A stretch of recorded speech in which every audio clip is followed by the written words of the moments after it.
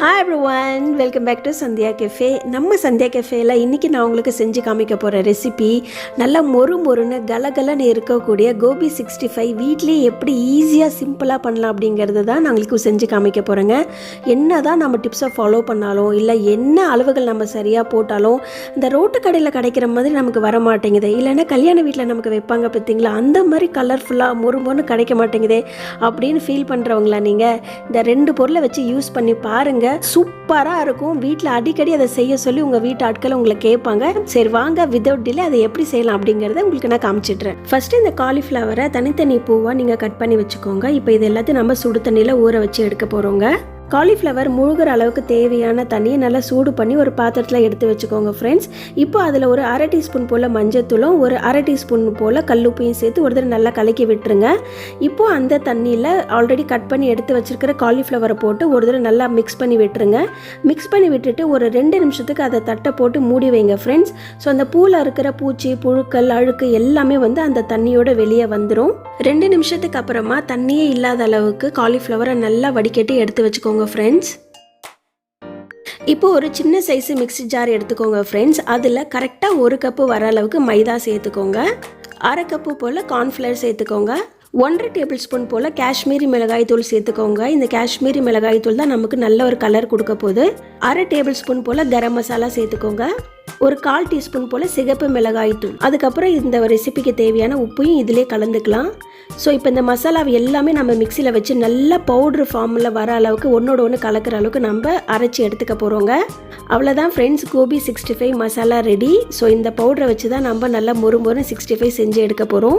இப்போ இதை நல்ல ஒரு ஏர்டைட் கண்டெய்னரில் நீங்கள் ஸ்டோர் பண்ணி ஃப்ரிட்ஜில் 2 மாதம் வரைக்கும் வச்சு நீங்கள் யூஸ் பண்ணலாங்க. நான் வந்து எப்போவுமே 3 கப்பு போல் செஞ்சு நான் வந்து எப்போவுமே ஃப்ரிட்ஜில் ஸ்டோர் பண்ணிவிடுவேன். ஸோ மஷ்ரூம் 65, பன்னீர் 65, கோபி 65 எல்லாத்துக்குமே இந்த மாவை நான் யூஸ் பண்ணிப்பேங்க. உங்களுக்கு ஈஸியாக இருக்கணும் அப்படிங்கிறதுக்காக தான் நான் 1 கப்பு போல் செஞ்சு உங்களுக்கு காமிச்சிருக்கேங்க. நீங்கள் உங்கள் வீட்டில் எத்தனை கப்பு போல் செஞ்சு நீங்கள் ஸ்டோர் பண்ணி வைக்கணுமோ அதைப்படி நீங்கள் ஸ்டோர் பண்ணி வச்சுக்கலாம். இது கெட்டே போகாது. இப்போ ஒரு பவுலில் ஒரு 1/2 கப்பு போல் இந்த மாவு நான் எடுத்திருக்கேன். அடுத்து இதில் ஒரு 1/2 டீஸ்பூன் போல் இஞ்சி பூண்டு விழுது சேர்த்துக்கோங்க. ஒரு 3/4 டீஸ்பூன் போல் சர்க்கரை சேர்த்துக்கோங்க. இது எதுக்குன்னு பார்த்தீங்கன்னா அஜினமோட்டோ வெளியே யூஸ் பண்ணுவாங்க, நம்ம அதெல்லாம் யூஸ் பண்ணுறதில்ல. அதனால அந்த ஃப்ளேவர் கொடுக்கறதுக்காக ஜஸ்ட் ஒரு 3/4 டீஸ்பூன் போல் நான் சர்க்கரை சேர்த்துருக்கேன். அடுத்து கொஞ்சமாக தண்ணி விட்டுட்டு இந்த மாதிரி வந்து ஒயர் விஸ்க் வீட்டில் இருந்துச்சுன்னா அதை வச்சு இதை மிக்ஸ் பண்ணுங்கள். ஸோ அப்போ தான் லம்ஸ் எதுவும் வராது. ஒரு மாதிரி கட்டியாக பிடிக்காமல் நமக்கு நல்ல ஸ்மூத்தான பேஸ்ட்டு கிடைக்கும். தண்ணியை நிறைய ஊற்றிடாதீங்க ஃப்ரெண்ட்ஸ். ரொம்ப தண்ணி ஆகிடுச்சுன்னா அப்புறம் மாவு திரும்ப நம்ம போட்டு நமக்கு மாவு தான் வேஸ்ட் ஆகிடும். ஸோ கொஞ்சமாக தண்ணியை விட்டு நீங்கள் நல்லா அந்த பஜ்ஜி மாவு பதத்துக்கு வர அளவுக்கு, அதாவது அந்த காலிஃப்ளவரில் நம்ம அதை வந்து டிப் பண்ணி எடுக்கும்போது அந்த மாவு வந்து அந்த காலிஃப்ளவரில் ஒட்டணும். அந்த அளவுக்கு நமக்கு தண்ணியை ஊற்றி நல்லா பதமாக நீங்கள் மிக்ஸ் பண்ணி எடுத்துக்கோங்க. எண்ணெய் நல்லா சூடானதும் ஒவ்வொரு காலிஃப்ளவராக அந்த பஜ்ஜி மாவுக்குள்ளே விட்டு டிப் பண்ணி எடுத்து ஒன்றா போடுங்க.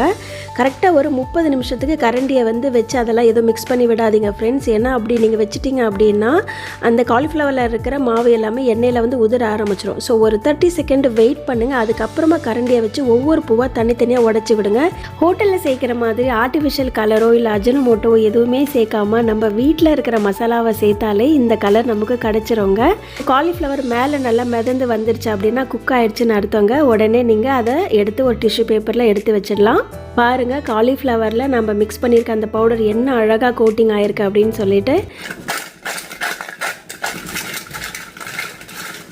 ஸோ உங்கள் வீட்டில் இதை செஞ்சு பார்த்துட்டு எப்படி வந்தது அப்படின்னு எனக்கு கமெண்ட் பண்ணுங்கள் ஃப்ரெண்ட்ஸ். என்னோட இந்த வீடியோ உங்களுக்கு பிடிச்சிருந்தா ஒரு லைக் பண்ணுங்கள். திரும்ப அடுத்த ஒரு இன்ட்ரெஸ்டிங்கான ரெசிபியோட இல்லை ஒரு வீடியோவோட நம்ம சந்தியா கேஃபேல உங்கள் எல்லாரையும் நான் வந்து மீட் பண்ணுறேன். Until then, take care. God bless you all.